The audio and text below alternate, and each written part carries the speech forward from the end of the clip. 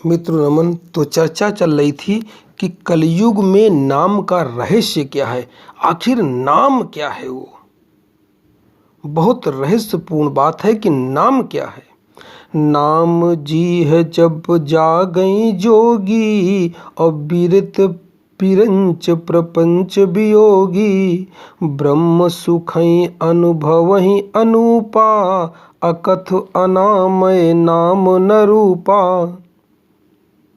ब्रह्मा जी के द्वारा पैदा किए गए इस नाशवान होने वाले संसार के प्रपंच को योगी लोग अपनी वैराग्यपूर्ण दृष्टि से जानकर इसी नाम का जाप करते हुए जगते हैं, यानी बोधि को प्राप्त होते हैं, अर्थात अपनी सोई हुई शक्ति को जगाते हैं। मुक्त रूपी परमात्म तत्व का अनुभव करते हैं। ब्रह्म का सुख आनंददायी है, परंतु कहा नहीं जा सकता है। इस अनुभव को गूंगे का गुड़ कहा जाता है। जैसे गूंगा गुड़ खाने के बाद उसके सुख को नहीं बता सकता, उसका वर्णन करने में गूंगा असमर्थ होता है। इसी प्रकार नाम जप के पश्चात ब्रह्म का जो अनुभव होता है वो भी नहीं बताया जा सकता। आखिर क्या है ये नाम? जाना चाहे गूढ़ गति जेऊ, और नाम जी है जपि जानहि तेऊ।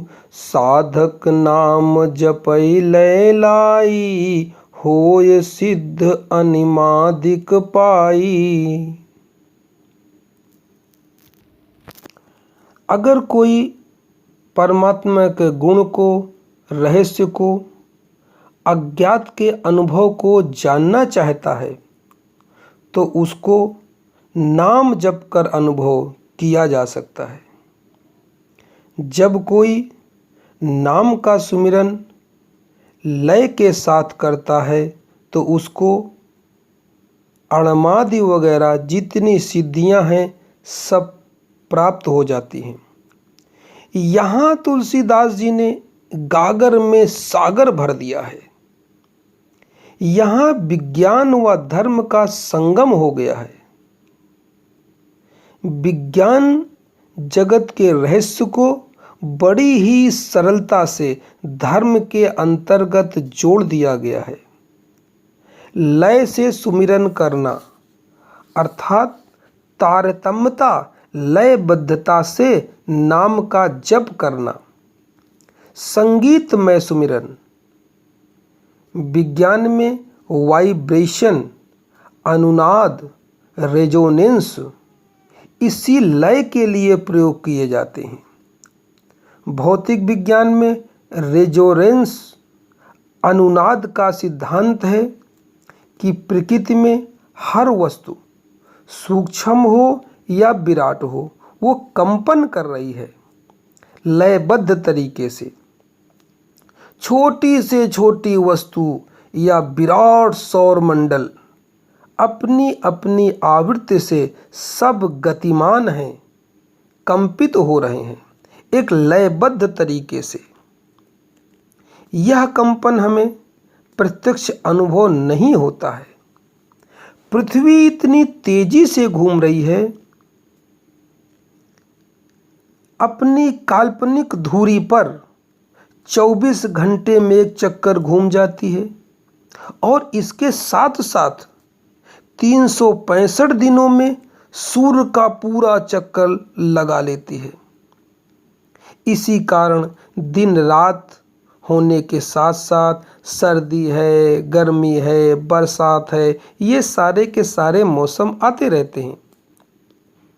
यह पृथ्वी की दोनों गतियां हमारे दैनिक जीवन से जुड़ी हैं, लयबद्ध हैं। इसी कारण इनका कंपन हमें महसूस नहीं होता है। संसार की प्रत्येक वस्तु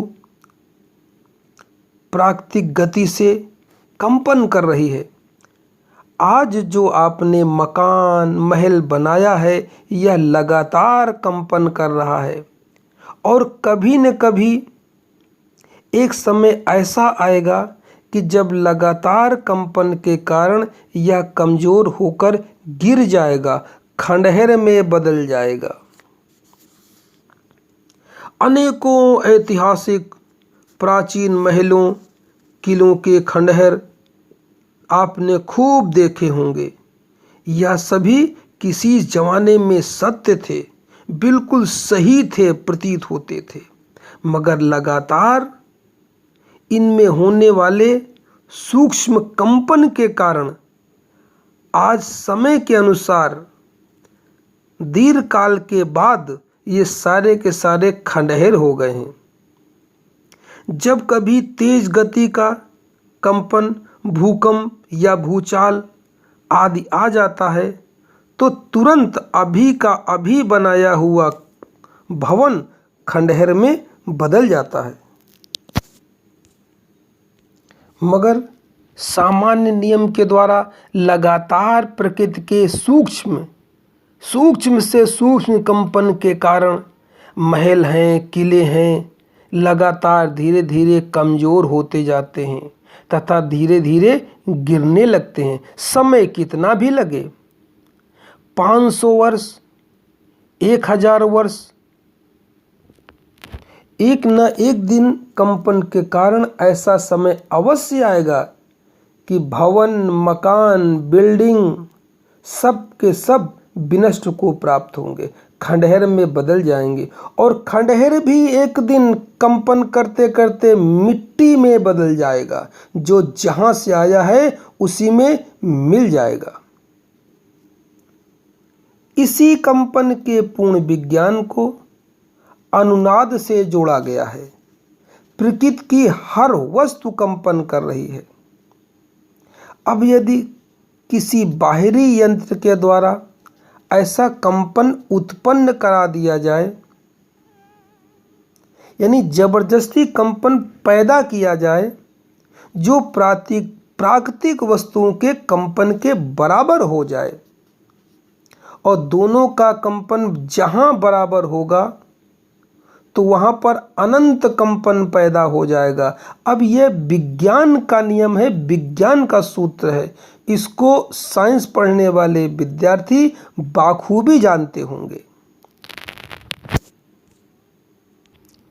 पुनः कहूँगा, मान लीजिए आपके पास आपके मेज में कोई कांच का गिलास रखा हुआ है। हमने अभी कहा कि प्रकृति की हर वस्तु कंपन करती है, तो वो गिलास भी कंपन कर रहा होगा। आपको दिखाई नहीं दे रहा, उसका कंपन महसूस नहीं हो रहा है, मगर कंपन कर रहा है। अब किसी विधि के द्वारा आप कृत्रिम बनावटी ऐसा कंपन पैदा कर लें जिसका कंपन गिलास के कंपन के बराबर हो जाए। इसे कहते हैं अनुनाद का सिद्धांत, रेजोनेंस। जब दो चीज़ों का कंपन सेम हो जाता है, बराबर हो जाता है, तो एक विस्फोट होता है और विस्फोट होने के साथ वो चीज़ टूट जाती है। ये रेजोनेंस का सिद्धांत है। अब इसको थोड़ा इस तरीके और समझा जा सकता है। उदाहरण से समझिए, सितार वादक तानसेन जब राग मल्हार गाते थे, बजाते थे, तो बादलों से बारिश हो जाती थी।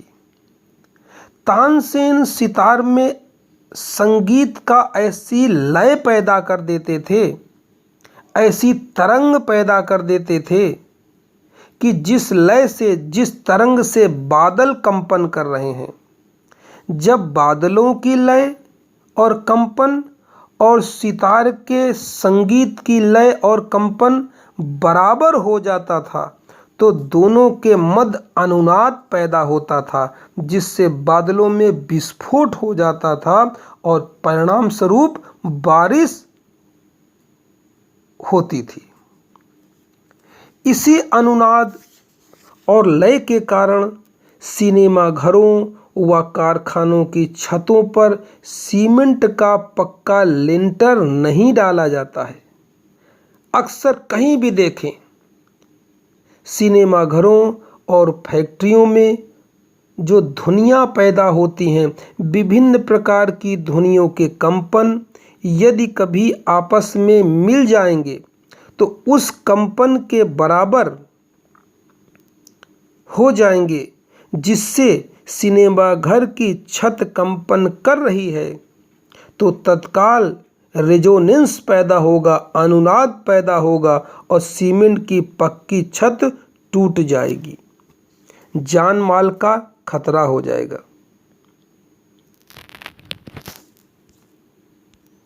क्योंकि सिनेमा घरों में, पिक्चर हॉल के अंदर तो कोई रोक नहीं कि किस प्रकार का कंपन न पैदा हो। वहाँ पर्दे पर म्यूजिक का, संगीत का, लड़ाई का, झगड़े का, नदी का, तालाब का, घोड़े का, हाथी का, इंसान का, आंधी का, तूफान, कितनी धुनियाँ पैदा होती हैं। तो ये सारी की सारी धुनियाँ कभी मिल करके ऐसी ध्वनि अगर पैदा कर लेंगी, ऐसा कंपन पैदा कर लेंगी कि जिस कंपन से सिनेमा घर की छत कंपन कर रही है उसके बराबर अगर कभी हो जाएगा तो पूरी छत तड़ाक से विस्फोट होगा और टूट जाएगी।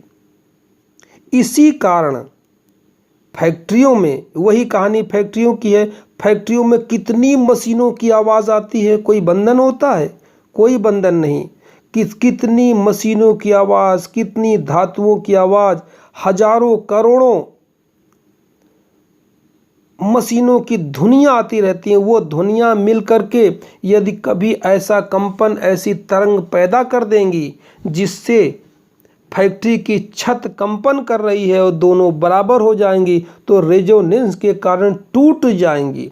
इसलिए फैक्ट्री और सिनेमा घर की छतों पर जहां पब्लिक प्लेस ज़्यादा होते हैं वहां सीमेंट की या और कोई चद्दरें डाली जाती हैं, ठोस लिंटर नहीं डाला जाता,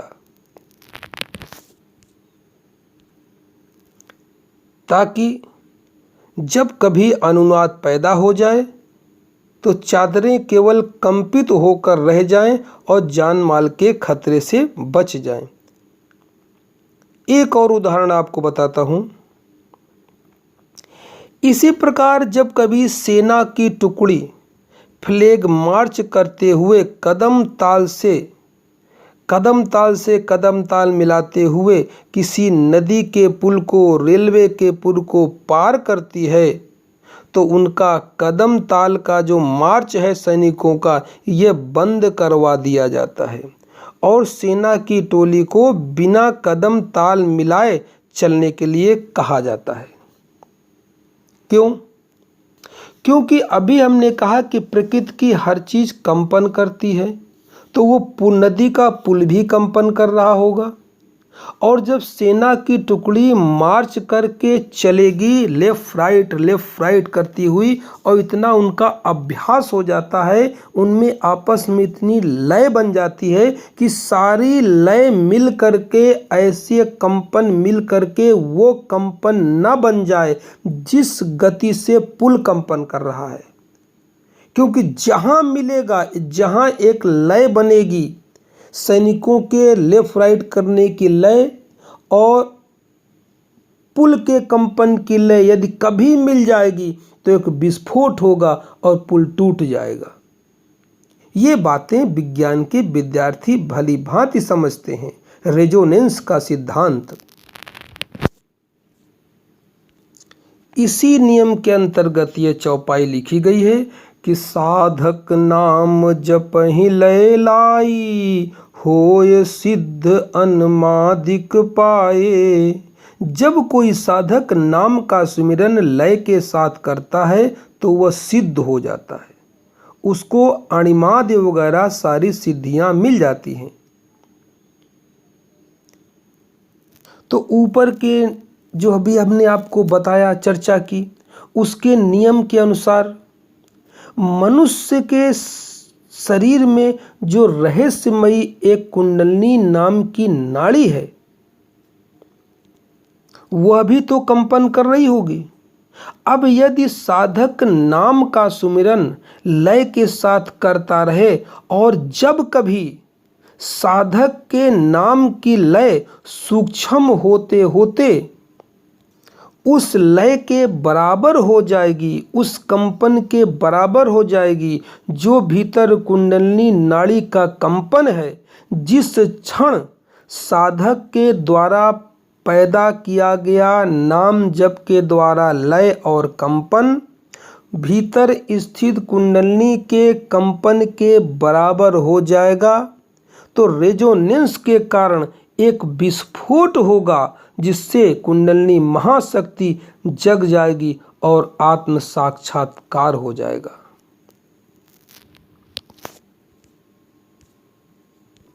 तो क्या है वो नाम? नाम क्या है वो? क्या जपा जाए? नाम आखिर है क्या? सुनते रहिए लगातार। धन्यवाद मित्रों। नमस्कार। अगर लगातार क्रम वाइज आपको एक सिस्टम के द्वारा सुनते रहना है तो आपको चैनल को सब्सक्राइब करना पड़ेगा, बेल आइकन दबानी पड़ेगी, ताकि इसके आगे के जैसे ही कैसेट डाली जाए, जैसे ही वीडियो डाली जाए, तुरंत आपको सूचना मिल जाए और आपका पढ़ने का सुनने का लय बना रहे, एक सिस्टम बना रहे। तो अभी सब्सक्राइब कर दीजिए और बेल आइकन दबा दीजिए। धन्यवाद। नमस्कार।